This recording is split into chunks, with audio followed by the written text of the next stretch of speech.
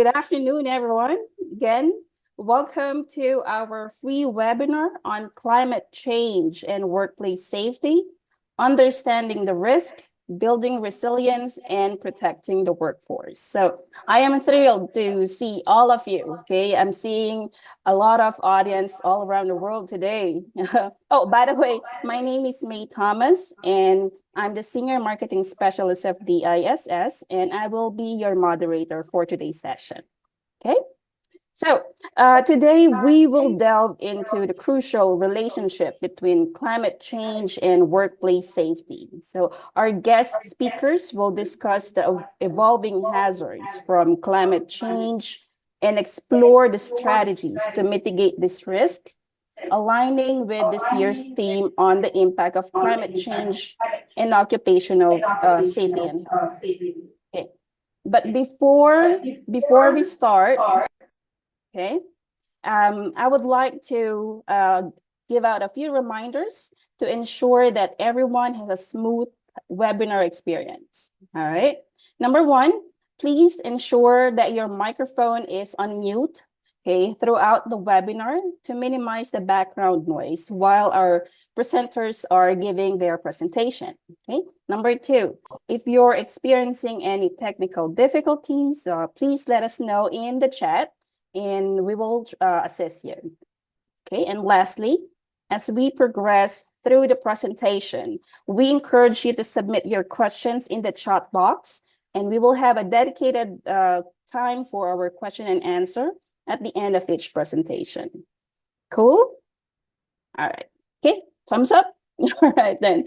Okay, so to kick off today's event, let's welcome our unit manager, Mr. Ivan Fernandez, to say a few words. All right, Mr. Ivan? Yeah, good afternoon, everyone. My name is Ivan. I'm the unit manager for face-to-face training for DISS. Today, we are delighted to welcome you all for this free webinar on climate change and workplace safety. Clearly understanding about the risk and effects, building resilience and protecting our workforce. This event is actually, we gathered this event in line with this year World Safety theme, focus on the impacts of climate change. As we all know, climate change is one of the significant concerns that affects everyone, including our workplaces, right? It brings up so many challenges regards with the extreme weather conditions, health risk, and bringing very big impacts to the workforce as well. So we need to grasp these risks, enhance our resilience and safeguard our workforce. So today we have gathered so many experts, professionals to share their insights and strategies of how can we adapt these changes and foster a safer working environment. I encourage you all to actively engage, ask questions, and contribute to your ideas. So together, let's strive for a safer and a sustainable future for everyone. Once more, thanking you all for joining the session. Okay, let's started first. Thank you, Ms. May. Thank you very much, Ivan, for that. All right, so now let's jump into our first session. Okay, up next, we have our first guest speaker, Mr. Michael Kandarakis, who will be sharing his expertise with us today. Michael serves as the technical specialist for for labor inspection in occupational safety and health and labor relations at the International Organization, or ILO, which is a project office for the state of Qatar. Before his current role, he worked at ILO headquarters, focusing on labor inspection and fundamental principles and rights at work. With over a decade of experience as a labor law lawyer, Michael was also the director of the Greek Labor Inspectorate before joining the ILO in 2014. So let's all give a warm welcome to Mr. Michael Kandarakis. Mr. Michael? Thank you very much, May, and thank you for the invitation. I'm really excited to be here, and I hope we will have a very fruitful discussions today. Well, in my time today, I would like to present three main things. I would like to start by saying a few words on the, let's say, global perspective of the ILO regarding occupational safety and health and climate change issues. And the main topics in the area of climate change that we are dealing with.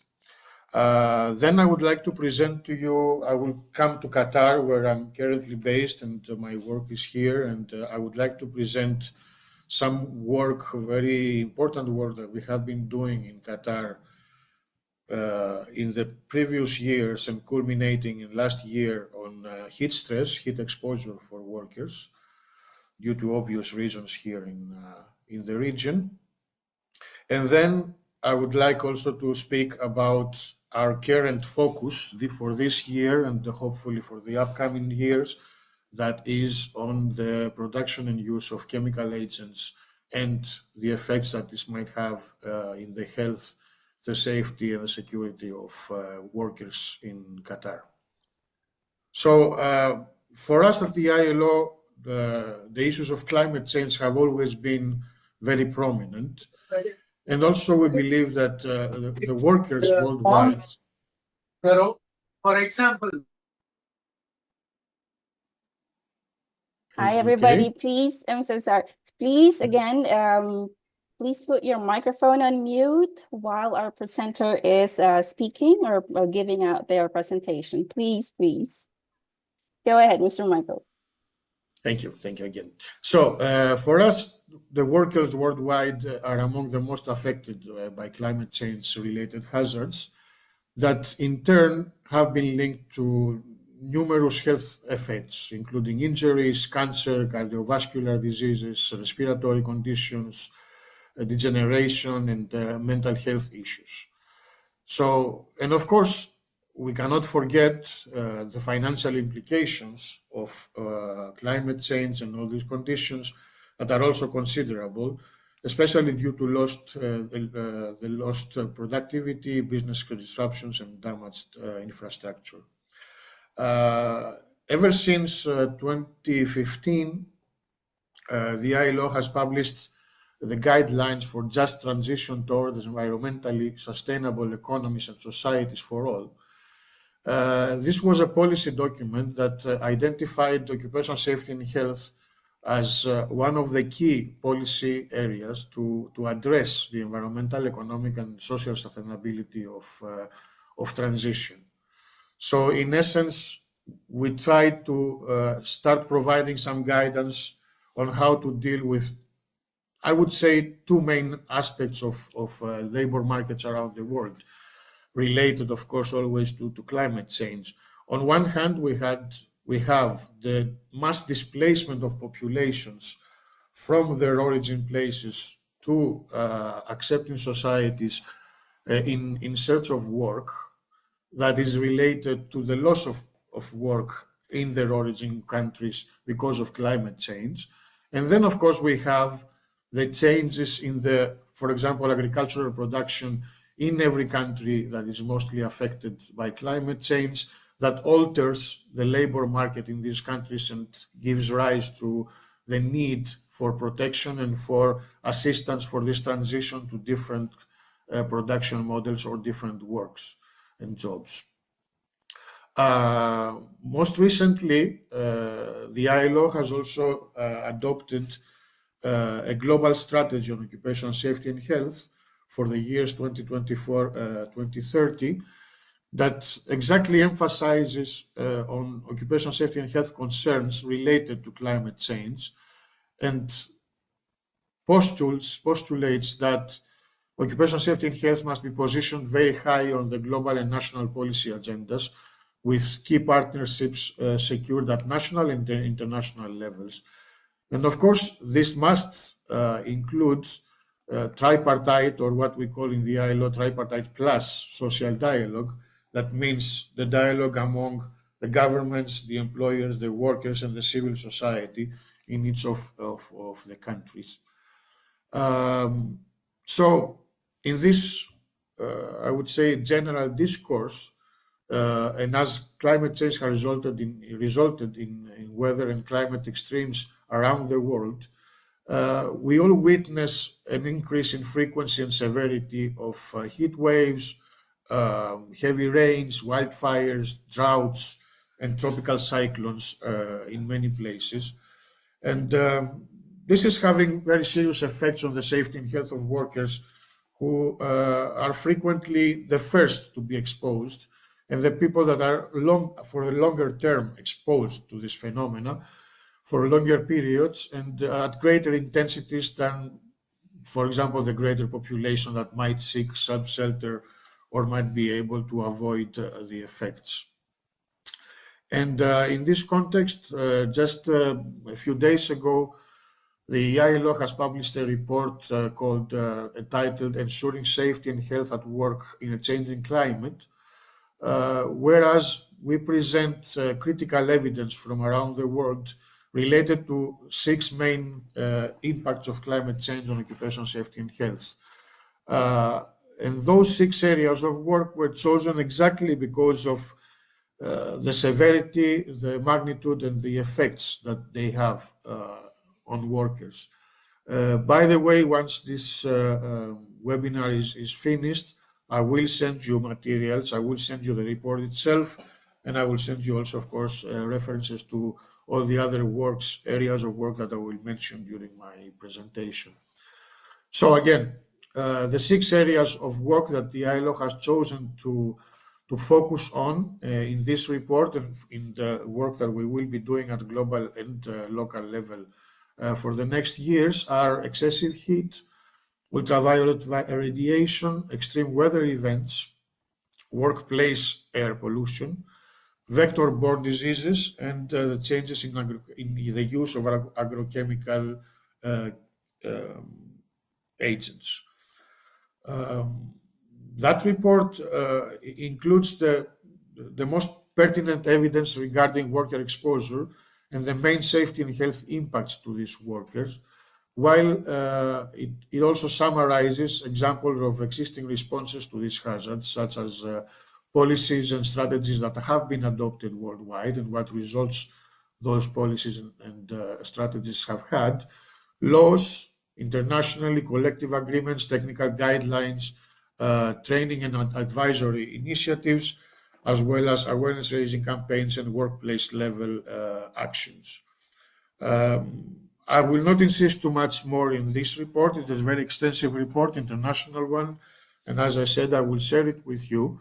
So now I would like to go forward with the presentation of the work that has been done in Qatar by the ILO, and may I say by myself, in the recent years on mitigating heat stress for workers.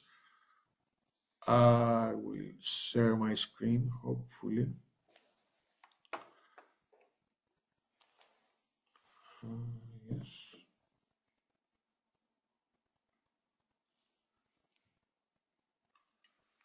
Can you see my screen now? Yes, we can, Mr. Mikel. Just give me 1 second because I have all the speakers in front of the presentation and I can't. Okay, this is better.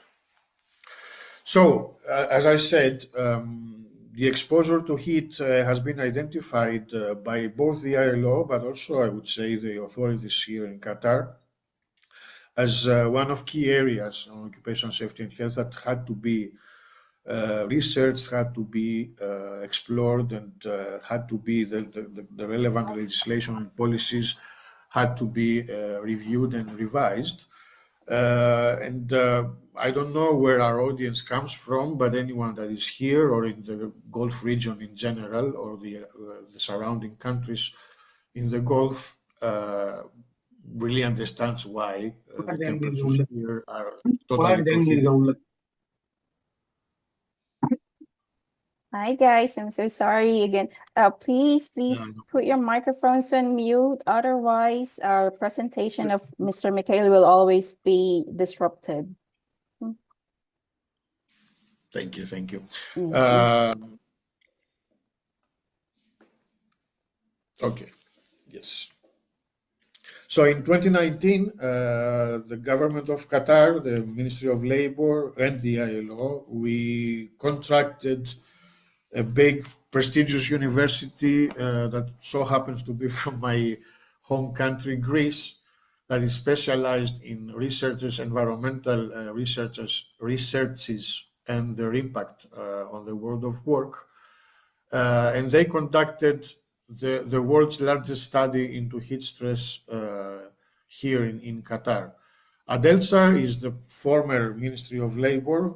It was the Ministry of Administrative Development and Labor.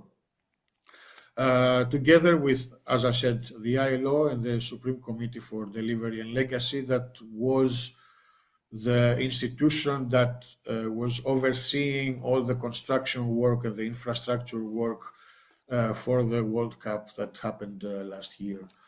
The FAME Lab, that is from the University of Thessaly in Greece, they collected data on workers' health and work intensity, covering more than 5,500 work hours. And this research led in May 2021 to this ministerial decision number 17 of 2021 that set revised prohibited working hours and other measures to protect workers from heat stress, repealing the ministerial decision number 16 of 27. Now, probably I'm preaching to the choir here, and you already know that, but heat stress is when the body fails to maintain the normal temperature in response to physical effort made while exposed to high temperatures, combined, of course, with humidity and I would say other environmental factors like UV radiation, wind speeds, and other factors. This may occur under direct sunlight in shaded areas or even indoor, and can lead to illness due to the malfunction of parts in charge of regulating the body temperature, resulting in a number of health problems. The previous legislation that I mentioned, and as a matter of fact, all the countries in the region, all the countries in the Gulf region have some kind of prohibition of working outdoors during specific times and days in the year due to the excessive heat. But Qatar is pioneering in the sense that they have increased this period and increased the working hours to certain extents that are not seen in the other countries of the region. So instead of the previous legislation from 2007 that prohibited working outside from the 15th of June to the 31st of August from 11:30 in the morning until 3 o'clock in the afternoon, the new legislation stipulates that from the 1st of June to the 15th of September and from 10 in the morning until 3:30 in the afternoon, no work can be performed outdoors. There is a slight exception to this rule that regards security guards and delivery services that can be performed outside, but again under specific protection. So during these days of the year and this time of the day, all delivery has to be done exclusively by car and not by motorbike.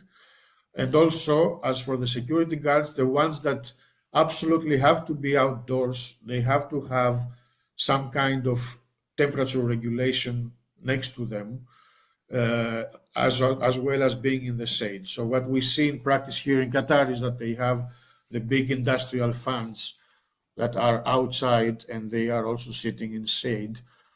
Again, whenever it's not possible for them to be in a cubicle or inside the buildings. Additional measures that were also stemmed from that research and were introduced in this new legislation include that employers must prepare a risk assessment to mitigate heat stress at establishment level, mandatory annual health checkups for workers, checking for specific conditions that are related or linked to exposure to extreme heat, that would be kidney failure, cardiovascular problems, cancers, skin cancers, and other conditions.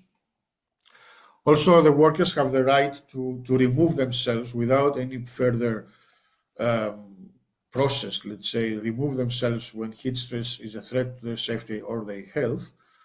The adoption of the wet bulb globe temperature index to assess and monitor the level of occupational heat stress, and also that all work must stop at any given moment in the year, not only in the banned period, when the WBGT rises beyond 32.1 degrees Celsius. Again, I am sorry if you already know that, but the WBGT index is an index that measures not only the absolute temperature, but includes all the other environmental factors that can influence the exposure to heat, and that is, again, it's humidity, it's UV radiation, it's wind speed, it's air quality, and comes up with an index that is different than the simple Fahrenheit or Celsius measurement that we have with traditional temperature regulation. And I have this table that you can see on your screens. It is actually, it has been designed for athletes that work out outside, but is very indicative of the differences between absolute temperatures and WBGT index temperatures and the measurements. And you can see here that, for example, it's already on the yellow when the temperatures at WBGT are between 27.8 and 29.4 degrees Celsius. So the 32.1 that we saw before is exactly at the level that would be exactly dangerous for workers to be working outside.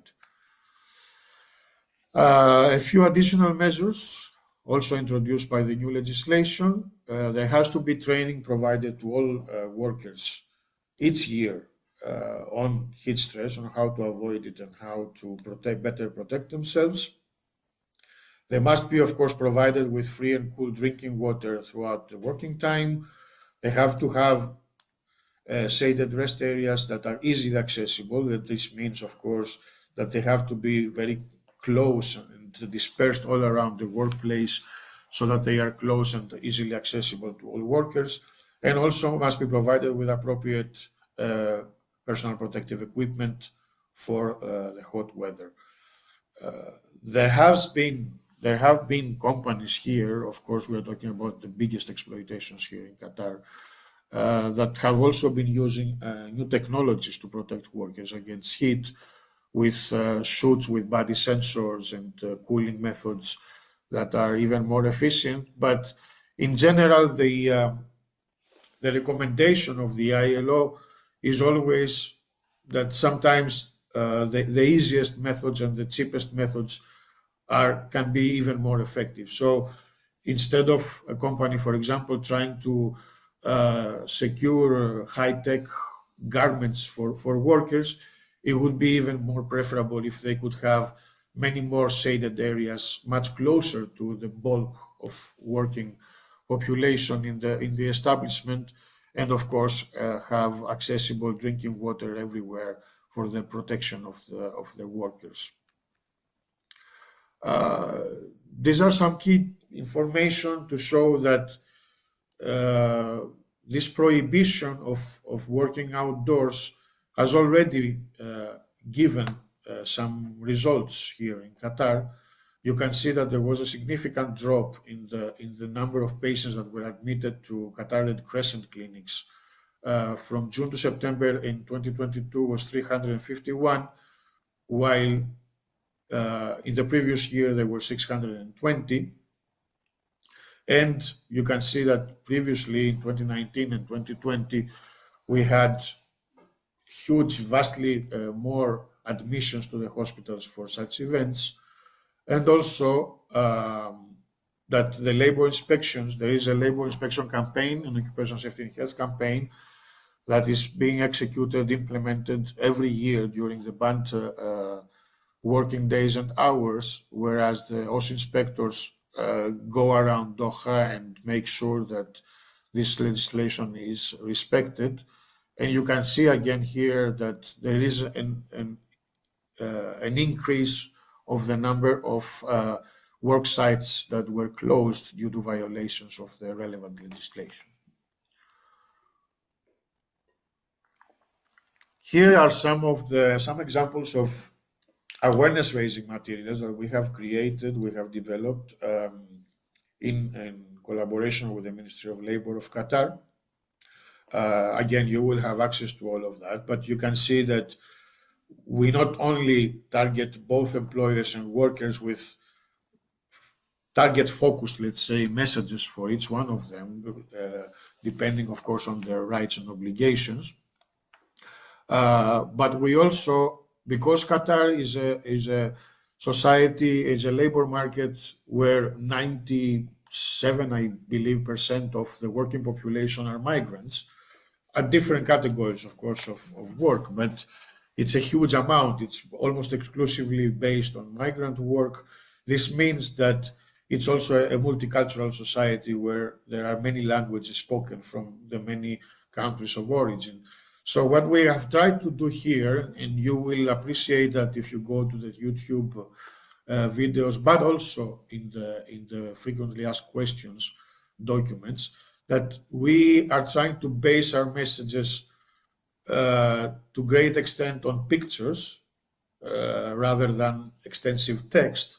And also the YouTube videos are translated into, if I'm not mistaken, 11 or 12 different languages that are the 11 or 12 main languages that are spoken here in Qatar from the origin countries of workers.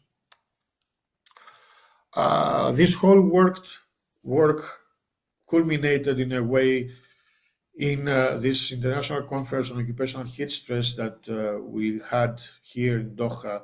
We hosted last May 2023, and we gathered many international experts, field experts, researchers and policymakers from all around the world and all the countries of the region here, of the Gulf country region. And we discussed what are the challenges, what are possible gaps in the research, and also what the latest research findings have been.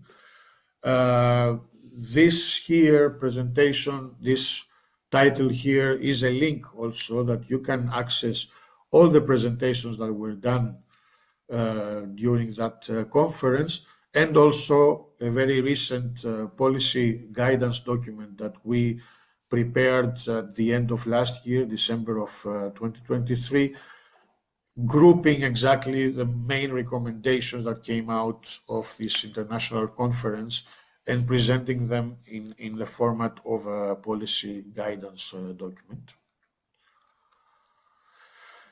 And now, thinking ahead, because of course this is work that will never stop, we will continue to support the state of Qatar in all the efforts to keep this legislation and policies up to date. But we are also working with the government of Qatar and with the Ministry of Labor in, to the extent possible, exporting all this, allow me the word, exporting all this expertise and all this experience to all the countries around the region that are equally affected. And we are always trying to increase the intrastate collaboration around the region. We also have to better identify the medical tests that we need to promote in order to prevent conditions that are connected to heat exposure. We need to expand the research also to indoor workers and vulnerable groups. Because, for example, it has been already proven by research that pregnant women or younger workers can be more vulnerable to the heat exposure than others, as well as people that might have pre-existing conditions that should prohibit them from working outdoors. And these people can be just moved and work in different environments. But in any case, they have to be protected against heat exposure. So this is it for the heat stress work. Am I on time? Am I? Yes, definitely yes. Thank you very much, Mr. Mikhail, for that informative presentation, and also for providing us updates on what are the initiatives being conducted by the ILO for the workforce here in Qatar. Thank you so If much. I Now, could have just a few more minutes, I would like to talk about the Yes. last subject on the work that we are doing this year. excellent. Definitely go ahead. So for this year, let me just start by saying that each year we discuss with the OSH department, the Occupational Safety and Health Department of the Ministry of Labor, and we always identify key areas, priority areas of work for the year. So for this year, together with all the efforts that will continue, of course, as I said, on heat stress, we have decided to focus our efforts on the production and the use of chemical agents in Qatar, and with, let's say, a secondary sub-focus on small and medium enterprises and the agricultural sector. So in that sense, the International Occupational Safety and Health Day that was celebrated yesterday, the event was dedicated to the production and use of chemicals and agrochemicals. And we intend to supplement this work and deepen this work with two more very important initiatives. One will be a gap analysis of the legislation and the policies that are in place in Qatar on the production and use of chemical agents, and the production of a set of recommendations on how this legislation and policy has to be revised to offer better protections. And also secondarily, we will implement a very big field research on the production and use of chemical agents, whereas we will try to visit all the establishments that produce chemicals, and as many as possible establishments that use chemicals, as like construction sites or building maintenance services, and agriculture, of course, first of all, and see how the chemicals are produced, how they are used in Qatar, what are the measures in place for the protection of workers, what is missing, and what has to be done in order to better protect the workers. And thank you very much. I will stop here. Thank you And very of course, much. I am open to any questions. Yes, Mr. Mikhail, thank you very much for that very, informative session. So we'll be opening the floor for a few questions. We'll be answering maybe 2 to 3. Okay, so if you have any questions that you wanted to ask towards Mr. Mikhail regarding his presentation, you may put it on the chat room or just raise your hand, and then you can go ahead and speak and ask Mr. Mikhail. Okay, I have one here. So first question I have on the chat box is, what are the ethical considerations for companies operating in areas where climate change significantly threatens worker safety?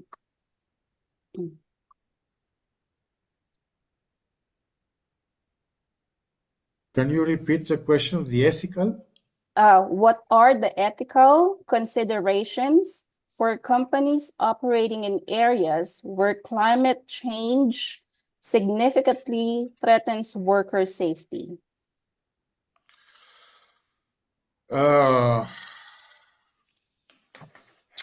I hope I understand the answer correctly, but there are occupational safety and health is not just a matter of legality or of legal provisions. it is, of course, a matter of ethics, morality, in the sense that it directly affects the life of any worker. So I would say that at a human level, any company that employs or that is operating that is operating in an environment that can be dangerous for workers, they have to have that in mind, and they should not, let's say, they should not wait to be compelled by any kind of legislation or a labor inspection visit to protect their workers. Now, that being said, at the same time, we are not living in paradise. All countries have problems of conformity with the law, and also heat exposure and in general exposure to hazardous agents are many times complicated issues that need research that will in turn inform policy and legal measures. So I believe there are ethical considerations, and employers and managers or worksite managers or direct managers have to take these into account, but at the same time, it is the obligation of the states to foster the relevant research and make sure that the legislations are sufficient to provide the protection to workers. I hope I have responded. Yeah, I hope that, Mr. Mikhail's answer was sufficient enough for the question that was raised. A very good question indeed. So I think we still have one more time for one question. Let's hear it from Mr. Kingsley Michael. Mr. Kingsley, go ahead and ask your question if you want. Hello, good afternoon, Mr. Mikhail Kandarakis. Thank you for a wonderful presentation. Sorry, my question goes this way. With regards to the effort of the International Labour Organization in the state of Qatar, with regards to their measures on the climate change, are their responsibilities limited to providing these measures with regards to the climate change, or do they still have more to do with regards to workers' welfare in terms of payments? Like, I have this challenge that burst up between me and someone else.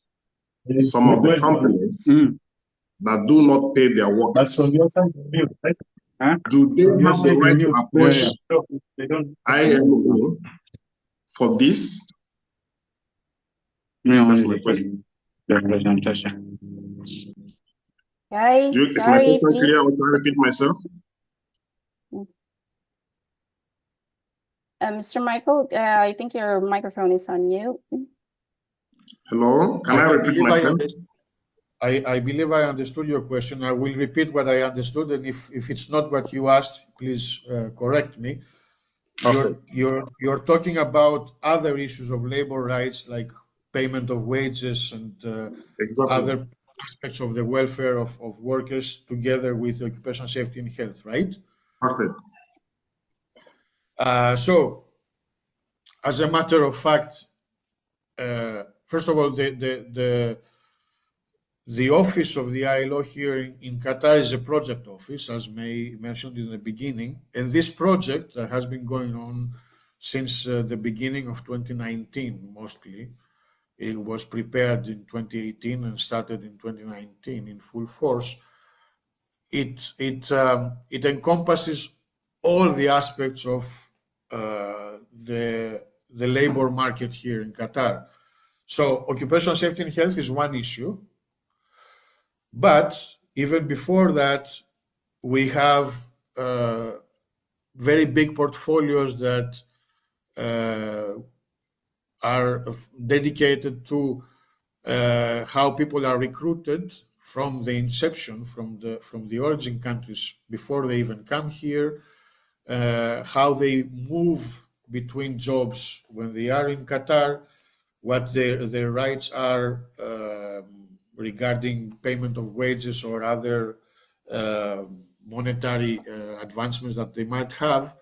So as a matter of fact, myself, I'm working on occupational safety and health and on access to justice, which means complaints, labor complaints that go to the labor courts here, and most of the times regards payment of wages, end of services, and other financial dues. But this would be, this would take 3 other sessions, because together with me, there are 2 other colleagues from the ILO that deal with other issues also. So if you want more information, please feel free to contact me outside of this venue here, and I can give you more information on the other aspects of the work. Okay, thank you. So Thank you for- we discuss outside of this meeting. All right, Kingsley, I hope Mr. Mikhail were able to answer your question. Guys, I know that you have a lot of questions. I'm seeing a lot of questions in the chat box.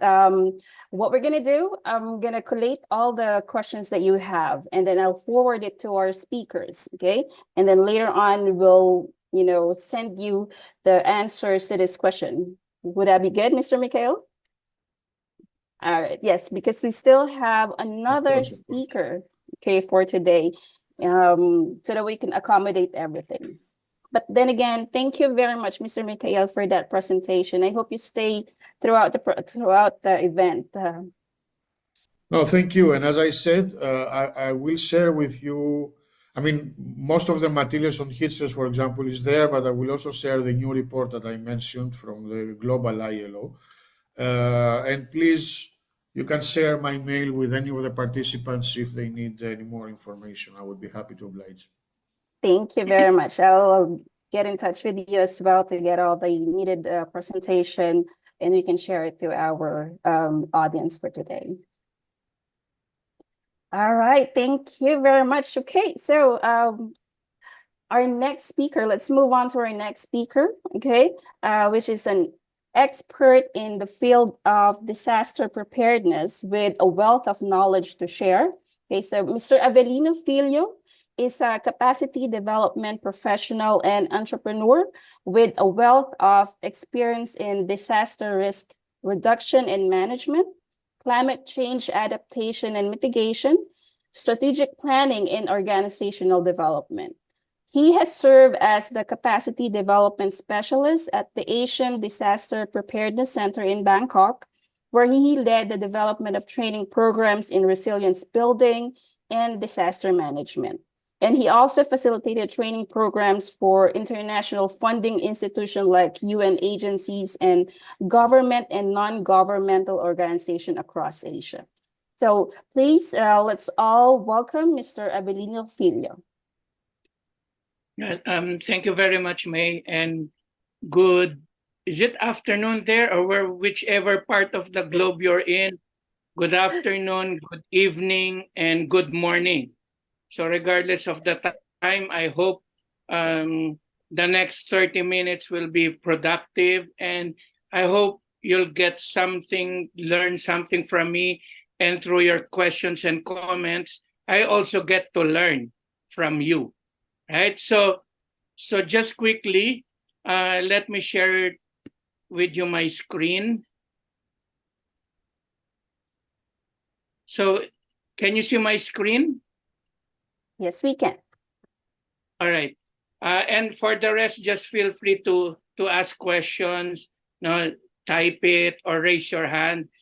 Well, I always make a joke about this. I'm not God, but I'll do my best to answer all your questions. All right, so moving on. So climate change and workshop safety, the theme of the workshop. But if you notice, I highlighted in red important terms: climate change, risk, and resilience. 3 very much related words, and I think we'll delve on these 3 important terms. So moving on, the session is outlined this way, just for us to have an understanding. We'll review key terms and concepts. It's always good to have a solid, at least a strong conceptual understanding of terms, because the the frame of mind is this: before we proceed to the operational aspect, what we usually operationalize is a concept. And for us to be able to operationalize the concept of resilience, the concept has to be very clear to us first. Okay? And then after discussing a few terms and concepts, we'll discuss the importance and implications of the terms. Why is it important? Because if it's not really important, knowing its implication, then the third objective or outline would be, then what's the point proceeding, no, in sharing insights and experiences, learning, if we don't see its importance? So for the next 30 minutes, I would like to walk you through these three things: the what, the why, and the how of climate change, of risk, and building resilience. So is that fine with you, with all of everyone? I hope I'll see some reactions there, maybe a thumbs up, just to encourage me from continuing. Yes, Are we all thumbs good? up. Yep, thumbs up are all coming in now. All right, all right. May please do tell me. I couldn't see the responses there because I'm in a screen presentation mode. But thank you very much if they gave the reaction. All right. So simply put, climate change. Everybody really knows this, but it won't harm. Now, if we have a short review. So climate change is attributed directly or indirectly to human activity that changes the global atmosphere. No? So in addition to natural climate variability observed over a comparable period of time. So I just want to emphasize here the difference between climate and weather. So you might be saying, earlier it's so hot, now it's cold.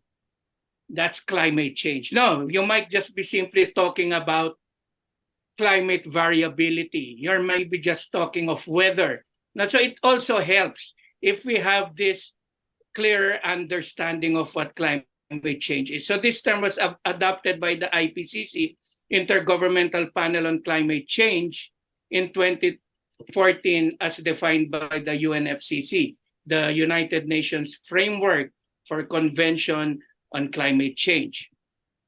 So just quickly, if you look at the graph here, on the left is the cold and the hot, and over the years, the probability is high of having more hot weather, and then later on more record hot weather. In fact, we're already experiencing this. In the Asia and the Pacific, where I came from, where I used to work, now we always say that the beauty about Asia and the Pacific is that we are a shopping mall of disasters, no?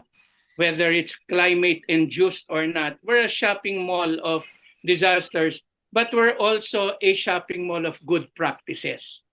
How can we, there's one question here which I noted, how can we tackle extreme weather events? No? So this is where our experience from the Asian context is we have different ways of addressing different disasters, no, as a result of climate change. So more record hot weather. And in the context of Middle East, where most of you came from, I don't have the benefit of really working so long in Middle East, but I do had the chance to work in Iraq, and I think just simply in Kurdistan region of Iraq. So here, so there's a study, and this was taken from the Prevention Web. Residents of this region will endure hours daily with temperatures soaring about 55 degrees Celsius. So you can really imagine the heat. And I really love the way Michael presented. He focused on an issue which is very close to the Middle Eastern region, the extreme heat. And how do we go about it? And how do we respond to it? And going in Iraq, there's a study measurements done between 2012 and 2019. So there's a spike to a staggering 54 degrees Celsius on several occasions. So resulting to, this has implications later on when we discuss resilience, resulting to food shortages, plummeting labor productivity. Mikhail also mentioned something about labor productivity going down because of this heat, and an increase in sandstorms, which obstruct oil tankers' access to southern ports. See, I'm just trying to put a context to this, like very recently last year, in Libya, where they're just recovering economically, then all of a sudden they've experienced floods where there were around 5,000 casualties. And as a result, there were riots, and the government has a backlash, because of the seeming slow response to the flood casualties. In Syria alone, even before this unrest, they've experienced the worst drought in nearly a millennium in 2010. So even before these conflicts happened that displaced many Syrians, they have experienced the worst drought, affecting livelihoods of 800,000 people and affected the agriculture sector. Okay, and as a result, again, very much related, 1.5 million individuals had to migrate to already congested cities. So we're talking here of migration within Syria and also outside, in migration, out migration. In Iran, which is the wheat bread basket, has been rocked by climate-induced protests.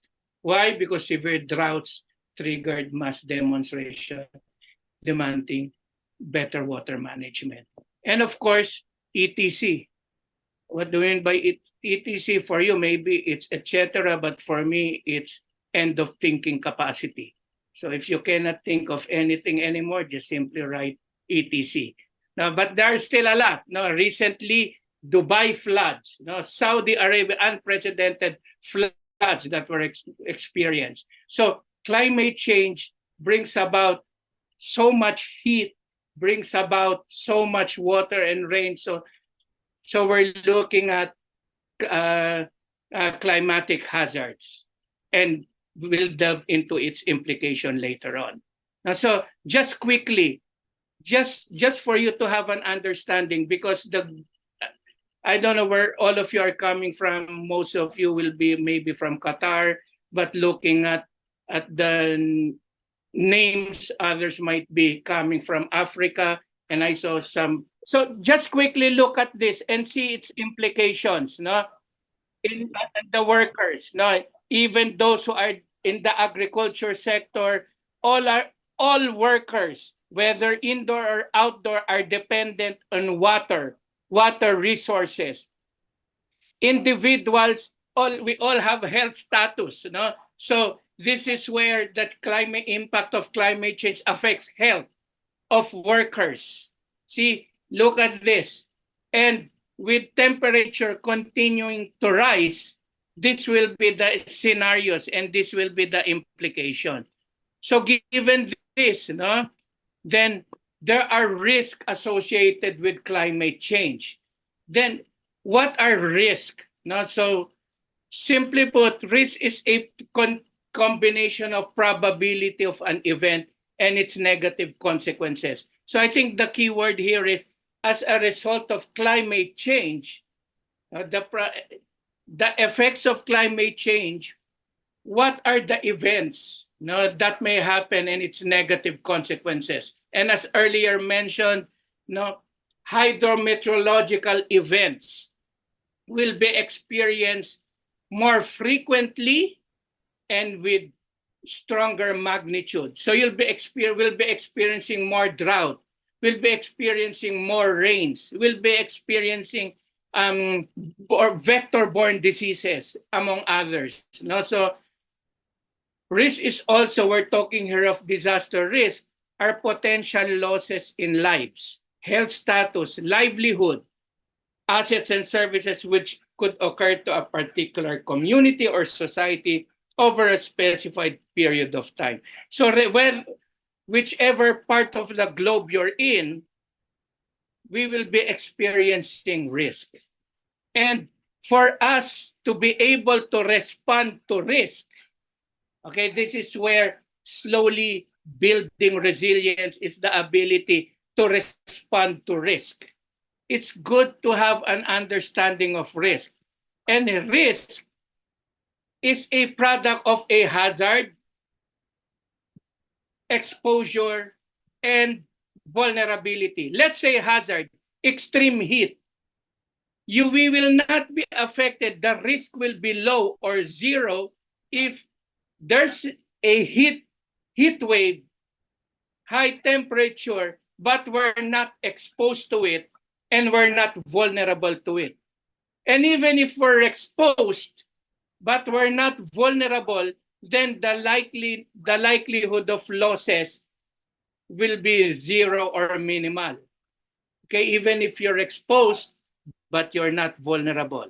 Okay, even if we're vulnerable to heat, to extreme heat, but we're not exposed, again, the losses may not be evident or we may not be experiencing that. So part of building resilience in the context of climate change, okay, is looking at exposure and vulnerability.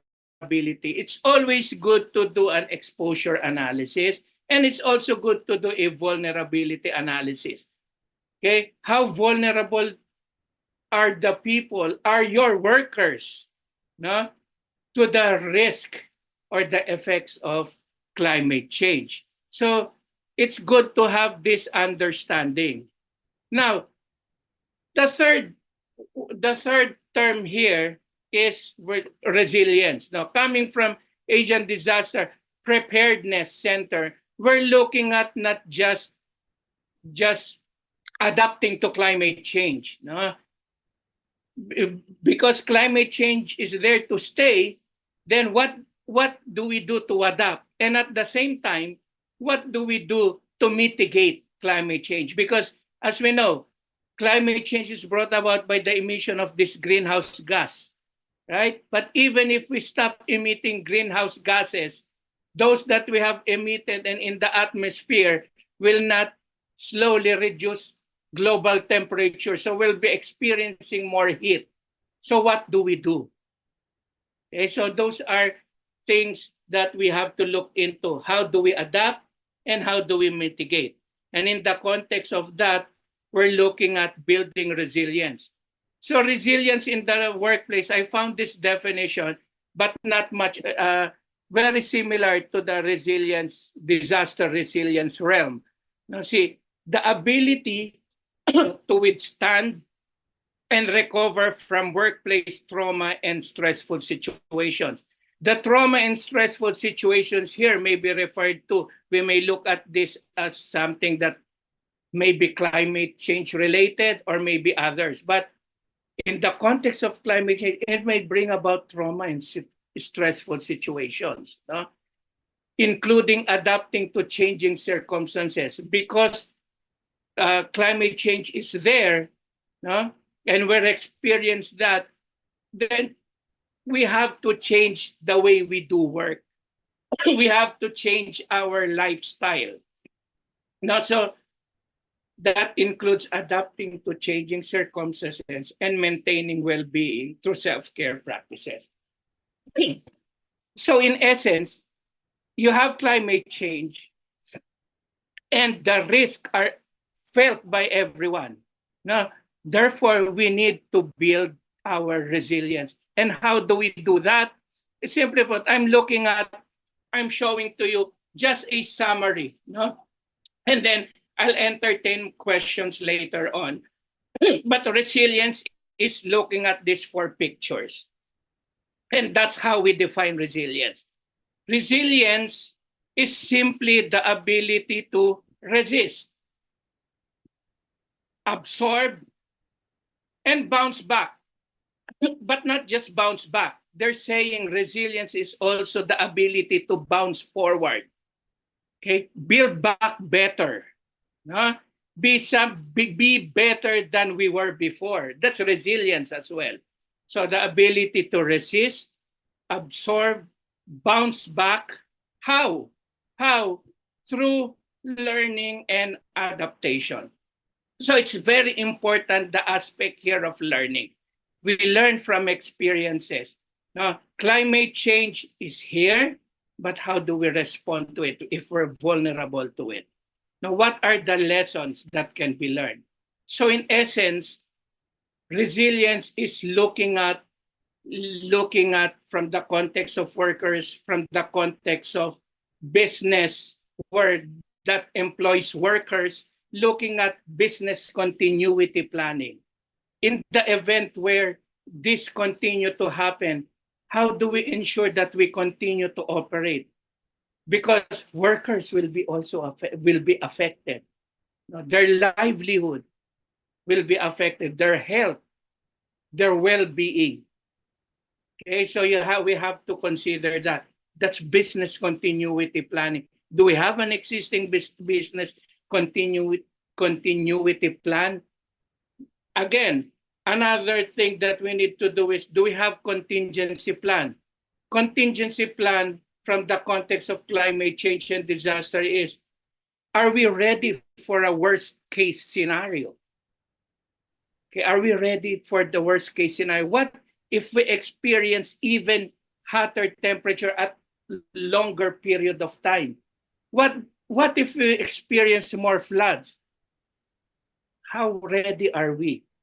How ready are we in terms of helping our workers, making them resilient? Okay, so these are just a few. Sorry, it's just that the time, the technology didn't cooperate well, but I'm just giving you a nutshell of what climate change is and how climate change brings about risk.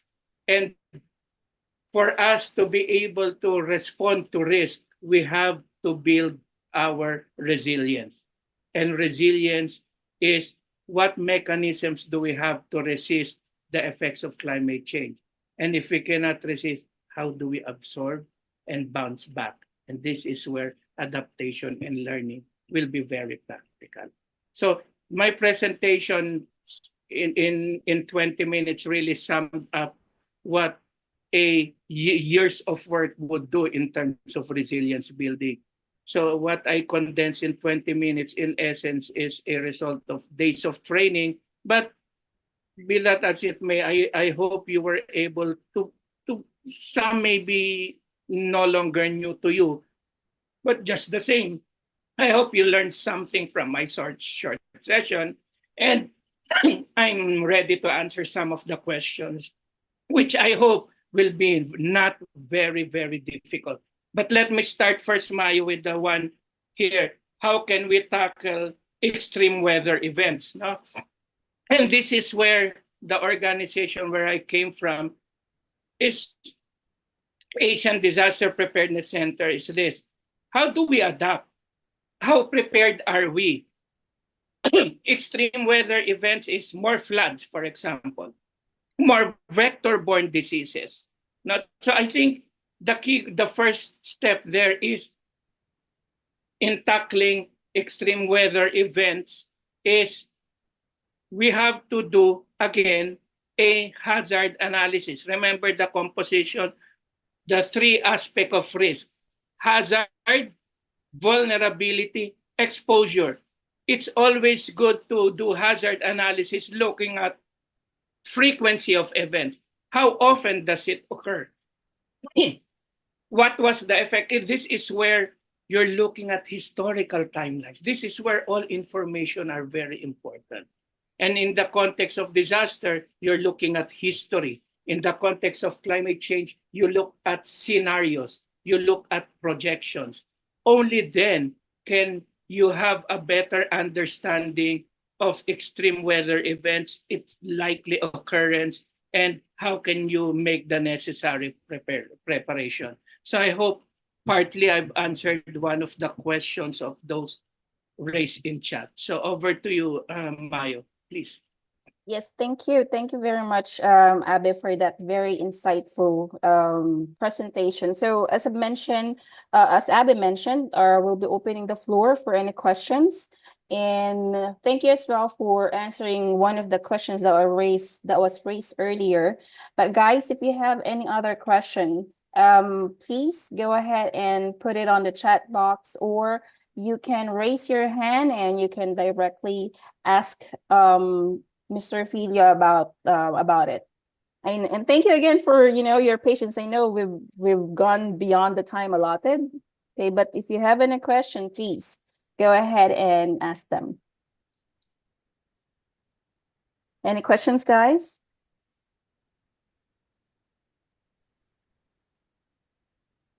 Oh, Are you All still good? there? are you still there? Any questions? Thank you, Babayan. Thank you very much, ma'am. Thank you. All right. I think, okay, so guys, if you have any questions, I think some of the audience needs to, are just on their break time. But if you have any questions, guys, you can go ahead and mail it over to us, send it over to us, and we will forward it to our guest speakers. All right. So I think we're good. And as we conclude today's webinar, again, I want to express my gratitude to everyone who participated and engaged. Okay, so remember that this conversation about climate change doesn't end here. Okay, so let's all continue to raise awareness and take action to ensure a safer and healthier workplace in the face of climate change. Okay. So I'll be sending you later on all the presentation of our speakers and the recording link for this webinar. So Abby, if you have any other words that you wanted to share? Yeah, just in ending, just thank you and climate बस खत्म करो.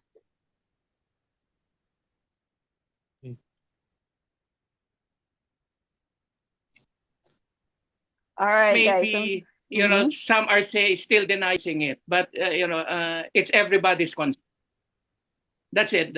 And thank you, May, for inviting me here. Our pleasure, Abe. And again, thank you guys for staying beyond the time allotted for this webinar. And please stay tuned for our future webinars and events. And until next time, stay safe and take care, guys. Good afternoon. Have a great afternoon.